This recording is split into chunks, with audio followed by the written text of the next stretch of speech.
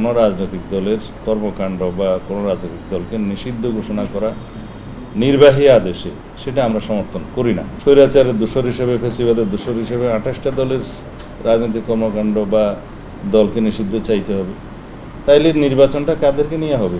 আমরা আগেও এই বিষয়ে আমাদের বক্তব্য পরিষ্কার করেছি যে কোনো রাজনৈতিক দলের নিষেধ করা, কোনো রাজনৈতিক দলের কর্মকাণ্ড বা কোনো রাজনৈতিক দলকে নিষিদ্ধ ঘোষণা করা নির্বাহী আদেশে, সেটা আমরা সমর্থন করি না।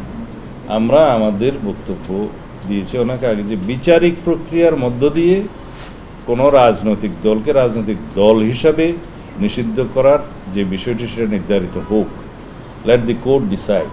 আমরা তো সেই কোর্টে যাওয়ার জন্য আইনটা সংশোধন করেছি। সেই আইনটা আগে ছিল না, যদিও সংবিধানের বিধানে উল্লেখ ছিল, কিন্তু সেই বিধান অনুসারে সংশ্লিষ্ট আইনে পরিবর্তনটা আগে আনা হয়নি, পরবর্তীতে আনা হয়েছে। এখন যে কোনো রাজনৈতিক দলের বিরুদ্ধে গণহত্যা, মানবতা বিরোধী অপরাধের বিচার অথবা আরও যেগুলো অপরাধের কথা এখানে বলা আছে, যুদ্ধ অপরাধ সহ, এগুলো সংগঠন হিসাবে যে কোনো রাজনৈতিক দলের বিরুদ্ধে অভিযোগ আনয়ন করা যেতে পারে। এবং সেইভাবে যদি সে সমস্ত রাজনৈতিক দলের বিরুদ্ধে যাদের বিরুদ্ধে অভিযোগ থাকবে সেটা যদি আদালত উত্থাপিত হয় এবং বিচারিক প্রক্রিয়ার মাধ্যমে যদি সেটা নির্ধারিত হয়, সেটা নির্বাচন কমিশন মানতে বাধ্য। এছাড়া অন্য যে কোনো প্রক্রিয়ায় নির্বাহী আদেশের মধ্য দিয়ে যদি আমরা রাজনৈতিক দলের নিষিদ্ধ চাই, তাহলে সেটা হবে একটা ভয়ঙ্কর চর্চা। কারণ এখন যারা জাতীয় পার্টি সহ 14 দলের রাজনৈতিক দল হিসাবে নিষিদ্ধ ঘোষণা চাচ্ছেন, তাদের বক্তব্য যদি সত্য হয়, তাহলে তারা সেই অভিযোগটা আদালত উত্থাপন করতে পারে। আইন তো আছে, বিচারিক প্রক্রিয়ার মাধ্যমে সেটা নিশ্চিত হোক।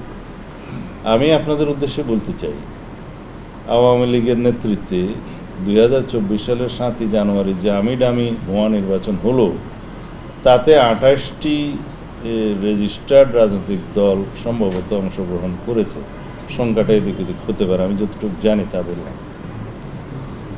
তাহলে নিষিদ্ধ যদি চাইতেই হয়, স্বৈরাচারের দোসর হিসেবে, ফ্যাসিবাদের দোসর হিসেবে 28টা দলের রাজনৈতিক কর্মকাণ্ড বা দলকে নিষিদ্ধ চাইতে হবে, তাইলে নির্বাচনটা কাদেরকে নিয়ে হবে? এই দেশে যারা রাজনৈতিক দলসমূহের নিষিদ্ধ ঘোষণা করতে চাচ্ছে এখন এই দাবির মধ্য দিয়ে, তাহলে তারা যদি পরে বলে যে আমরাও নির্বাচন করব না, তাহলে কি এই দেশের নির্বাচন হবে? উদ্দেশ্য ভিন্ন হতে পারে তাদের এই দাবির পিছনে, যে নিজেদের অতিরিক্ত সুবিধা সৃষ্টির জন্য হয়তোবা তারা আরও অনেক রাজনৈতিক দলের নিষিদ্ধ কামনা করতে পারে। হ্যাঁ, আওয়ামী লীগের বিষয়টা এখানে সম্পূর্ণ আলাদা। তারা গণহত্যার জন্য দায়ী, তারা মানবতা বিরোধী অপরাধের জন্য দায়ী, তারা রাষ্ট্রের গণতান্ত্রিক ব্যবস্থা ধ্বংস করার জন্য দায়ী। সেই ফ্যাসিস্ট সরকারের বিরুদ্ধে, সেই সরকারের যারা প্রধানমন্ত্রী সহ অন্যান্য মন্ত্রী, এমপি এবং দোসররা ছিল, তাদের বিরুদ্ধে গণহত্যা এবং মানবতা বিরোধী অপরাধের দায়ে বিভিন্ন জনের বিরুদ্ধে অভিযোগ উত্থাপিত হয়েছে, আদালতে মামলা দায়ের হয়েছে, আরও হবে, বিচার চলছে। এবং রাজনৈতিক দল হিসাবে আওয়ামী লীগের বিচার আমরাই দাবি করেছিলাম সর্বপ্রথম। রাজনৈতিক দল হিসাবে তাদেরকে বিচারের আওতায় আনা হোক গণহত্যা এবং মানবতা বিরোধী অপরাধের জন্য, এবং সেটা আদালতে নির্ধারণ করবে তারা এদেশে রাজনীতি করতে পারবে কি পারবে না, নির্বাচন করতে পারবে কি পারবে না। সেই প্রক্রিয়ায় যদি আরও কোনো রাজনৈতিক দলের বিরুদ্ধে সেই অভিযোগ থাকে, সেটা আদালত উত্থাপন করা যেতে পারে। আইন আগে ছিল না, এখন তো সংশোধিত হয়েছে। এটা আমাদের এখনকার বক্তব্য নয়, আগেরই অবস্থা।